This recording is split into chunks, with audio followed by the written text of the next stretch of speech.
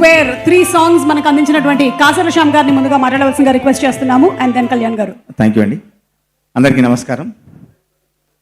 ఈ చిత్రంలో 3 పాటలు రాయడం జరిగిందండి. ఫస్ట్ రాసిన పాట టికెటే కొనకుండా ఇల్లన్నా ఇల్లాగైతే అని రాసిన పాట. ఆ పాట ఒక త్రివిక్రమ్ గారి దగ్గర నుంచి మెప్పును సంపాదించింది. అదే పాట మా అందరికి పెద్దబాబు అయిన చిన్నబాబు గారితో ఒక క్లోజ్నెస్ పెంచింది నాకు. తర్వాత రాధిక రాధిక అనే పాట రాశాను. సిద్ధన్న ఫోన్ చేసి ఒకటే మాట అన్నాడు, రాధిక అనే పేరున్న అమ్మాయిలందరూ నేను తిట్టుకోవాలన్నా అట్లా రాయి పాట అని చెప్పాడు. ఎంతమంది రాధికలు తిట్టుకున్నారో తెలియదు, కానీ నన్ను తిట్టని ఒకే ఒక రాధిక ఉంది. ఆ రాధిక నా భార్య. నా భార్య పేరు రాధిక. ఈ పాట విని గొప్పగా రాసినావు అని చెప్పి మెచ్చుకున్న ఒకే ఒక రాధిక ఉంటుంది.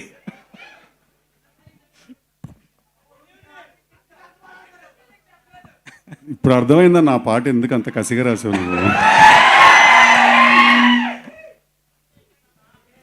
తర్వాత ఒక ల్యాండ్ మార్క్గా నిలిచిపోయిన డీజే టిల్లు. ఆ పాట టిల్లన్న దిగిండంటే అన్న ఫస్ట్ ఆ పాటలో ఉన్న ఆ పాట ఇందులో మళ్ళీ రిపీట్ చేసాము, వేరే చరణం రాయడం జరిగింది. ఆ పాట కూడా మళ్ళీ అందరినీ అలరిస్తుందనడంలో ఏమాత్రం సందేహం లేదు.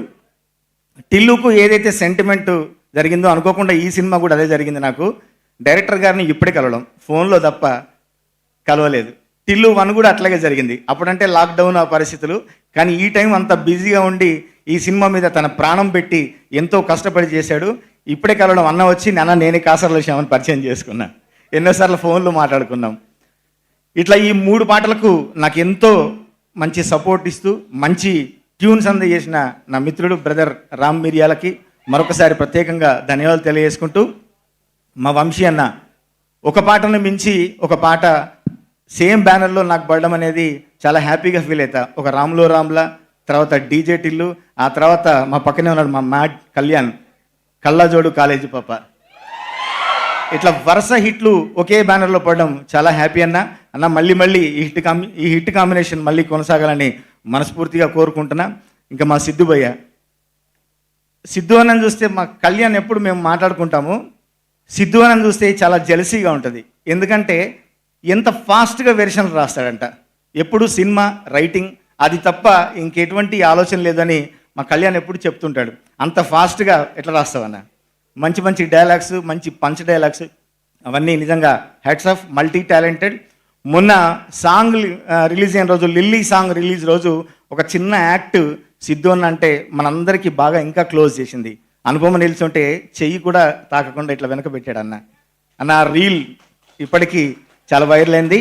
నీది ఎంత మంచి మనసో, ఎంత సంస్కారమైన వ్యక్తివో చాటి చెప్పే ఒక చిన్న యాక్ట్ చాలు.